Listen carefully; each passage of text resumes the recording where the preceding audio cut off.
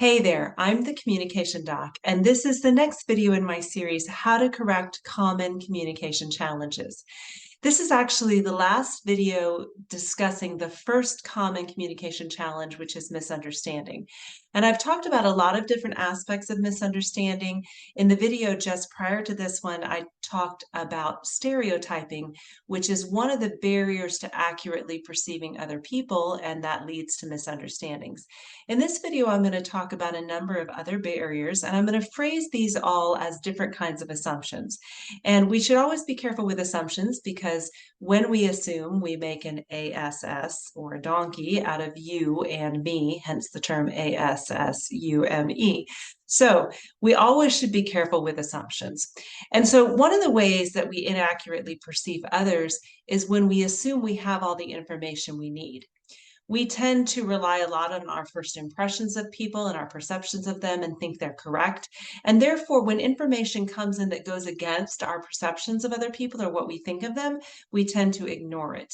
And so we think we have all the information we need, we're correct, and so we ignore information that might disprove our perceptions of other people.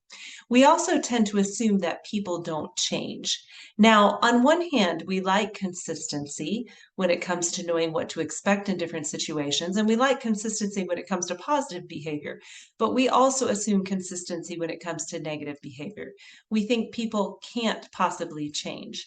Now, granted, certain kinds of changes can be very challenging and can take time to enact, but we know if we've looked back at ourselves over our lives that there have been times where we've set our minds to work on something, maybe we've needed to get help, and we've been able to change. And yet we refuse to accept that it's possible that other people could change as well. So we assume people don't change. We also assume the worst about people in general. We tend to focus more on the negative of people than on the positive. And that obviously is going to impact our understanding of others and therefore how we communicate with them. We also tend to assume that other people are responsible or more responsible for their own choices than they may actually be, or we blame other people. I talked about the fundamental attribution error. We're likely to assume that any negative behavior is directly under a person's control and therefore they're responsible for it. And there are situations where that is the case, but there also can be multiple factors of which we're unaware that could play into any behavior that we observe of another person. And we often tend to ignore that and simply to blame others for their actions. We also like to think we know what other people are thinking and why they do what they do. And so that's why often in communication where someone maybe says something and we ascribe motives and meaning to it, which may not be accurate, instead of questioning and double checking our own perceptions.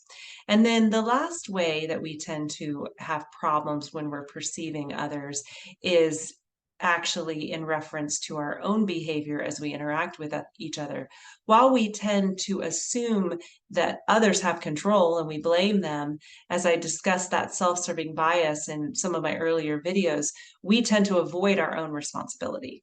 So we're likely to blame others, but not hold ourselves responsible for our own actions. And when you think about it, if you're not responsible for your own actions, there's nothing you can do to change it. And yet, a majority of our choices, we have the ability to change. Now, yes, again, it may take help, it may take work, it may take time, but if there's nothing we can do to change our behavior, we have no hope. If we realize that we can, by working on how we think, changing that, working on putting certain aspects into place that are going to help us change our behavior, maybe having people around us remind us as we're starting to fall into certain habitual ways of communicating. If we work on those things, it gives us hope to know that we can change and we're not stuck with acting in negative ways that don't help our communication, don't help us to communicate more effectively, and are harmful to our relationships. And that's really the goal of this whole video series, is to help us correct these common communication challenges so that we can have better relationships in our professional lives and in our personal lives. Now, in the next section of videos that I'm going to be doing, I'm going to be talking about the second common communication challenge, which is miscommunication. And so until next time, Let's get communication healthy.